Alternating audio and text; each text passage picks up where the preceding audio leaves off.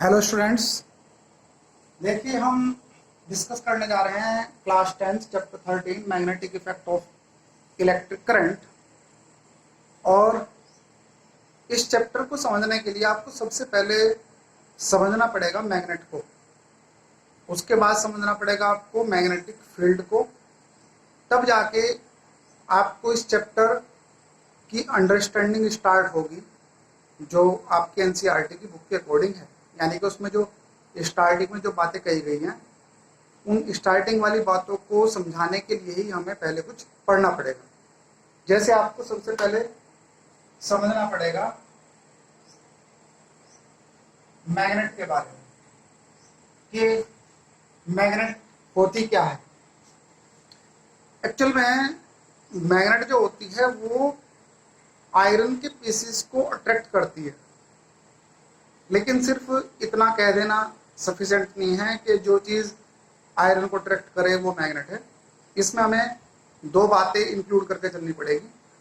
पहला तो ये कि जो आयरन के पीस को अट्रैक्ट करे वो मैग्नेट है।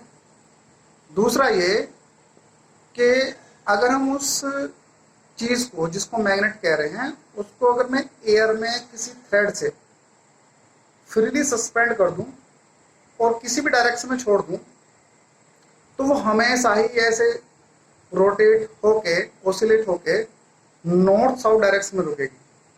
यानी कि मैग्नेट होने के लिए दो कंडीशन जरूरी हैं। पहला, एक तो वो आयरन की पीस को अट्रैक्ट करती हो, और दूसरा ये कि उसको एयर में फ्रीली सस्पेंड करने पर वो हमेशा ही नॉर्थ साउथ डायरेक्शन में रुकती हो। इस तरह का कोई मटेरियल अगर हमें मिलता है, इस तरह की प्रॉपर्टी अगर कोई चीज़ रखती है तो उसको हम क्या बोलते हैं? मैग्नेट बोलते हैं।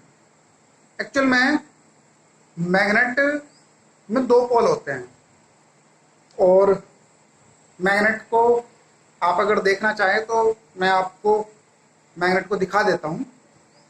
जो मार्केट में हमें मैग्नेट अवेलेबल होती हैं उसको आप डायग्राम में देख लें किस तरीके से होती है। देखिए ये इस तरीके से मार्केट में मैग्नेट अवेलेबल होती हैं, मिलती हैं। इस पे इधर ये डॉट बना हुआ है, इसका मतलब है ये इसका नॉर्थ पोल है। एक्चुअली मैग्नेट में दो पोल होते हैं, एक नॉर्थ पोल होता है और एक साउथ पोल होता है। लेकिन इस बात का मतलब ये नहीं हुआ कि किसी भी चीज़ पे हमने रेड पेंट कर दिया और उसको हमने मैग्नेट कह दिया तो ये इस चीज़ का प्रूव नहीं हुआ। तो मैग्नेट के प्रूव के लिए एक तो वो आयरन की पीस को अट्रैक्ट करनी चाहिए, दूसरा उसको एयर में फ्रीली सस्पेंड करने पर वो हमेशा ही नॉर्थ साउथ डायरेक्शन में रुकनी चाहिए। तो ये मैंने आपको दिखाया मैग्नेट है। चलिए चेक कर लेते हैं पहले ये कि ये आयरन की पीस को अट्रैक्ट करती है या नहीं।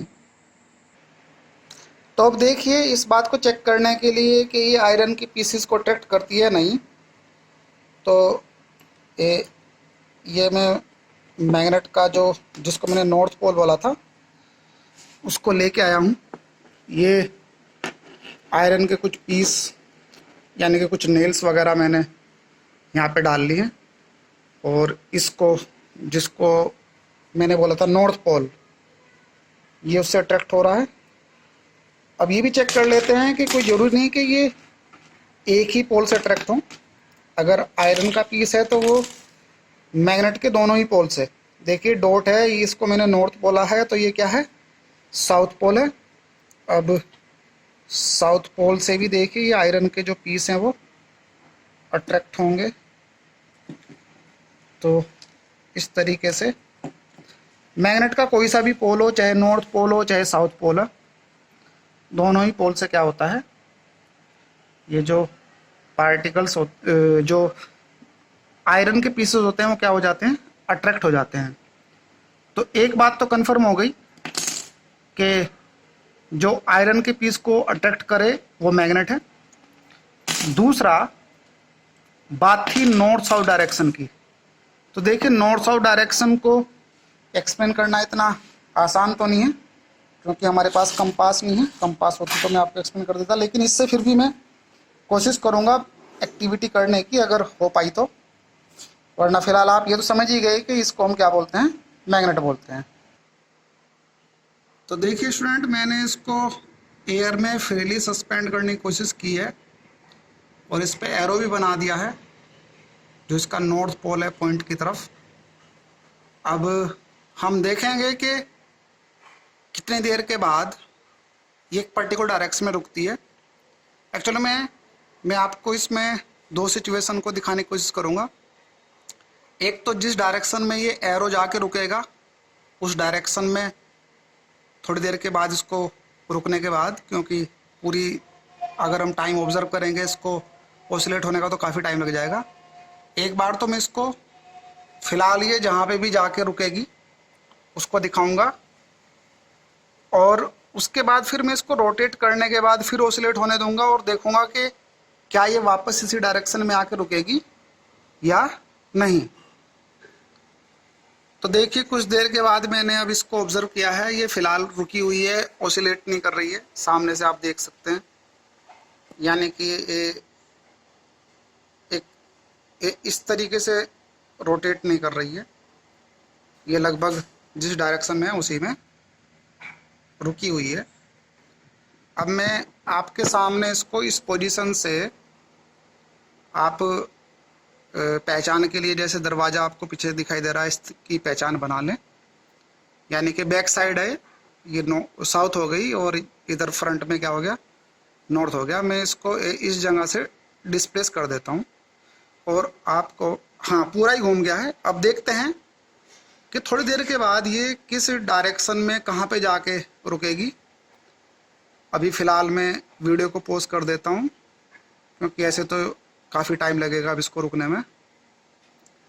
आप इसको फ़िलहाल ऑब्ज़र्व कर सकते हैं, ये काफ़ी ज़्यादा अभी भी रोटेशन में है और ये फ्रंट से आप देखिए काफ़ी ज़्यादा रोटेट हो रही है। लेकिन आप इस चीज़ को देख रहे होंगे कि जो एरो है वो अभी भी मेरी डायरेक्शन में ही बने रहने की कोशिश कर रहा है, ये किसी और डायरेक्शन में जाने की कोशिश नहीं कर रहा है। तो थोड़ी और देर बाद मैं इसको ऑब्ज़र्व करूँगा और फाइनली इसको इसी डायरेक्शन में आकर रुकना चाहिए। अब थोड़ी और देर बाद मैं इसको ऑब्ज़र्व कर रहा हूँ, आप देख पा रहे होंगे ये ऑसिलेट तो हो रही है लेकिन इसका जो एरो है अभी भी हमारी डायरेक्शन में ही है, यानी कि थोड़ा और इंतज़ार करते हैं तो देखते हैं आखिर में किस डायरेक्शन में आगे रुकेगी। तो अब आप देख सकते हैं ये मैग्नेट अप्रोक्सीमेट रोटेट होना तो इसका बंद हो चुका है, वैसे हिल रही है, वो एक अलग चीज़ है। पीछे आपको ये दरवाज़ा भी दिखाई दे रहा होगा और ये इसका पॉइंट भी दिखाई दे रहा होगा, यानी कि नॉर्थ डायरेक्शन उसी तरफ आके रुकी जहाँ पे ये पहले रुकी थी। यानी कि ये दोनों बातें कंफर्म हो गई कि मैग्नेट एक ऐसी चीज़ है जो हमेशा ही नॉर्थ साउथ डायरेक्शन में रुकती है और आयरन के पीसेस को क्या करती है, अट्रैक्ट करती है। आपने ये चीज़ ऑब्जर्व कर ली होगी, देख लिया होगा।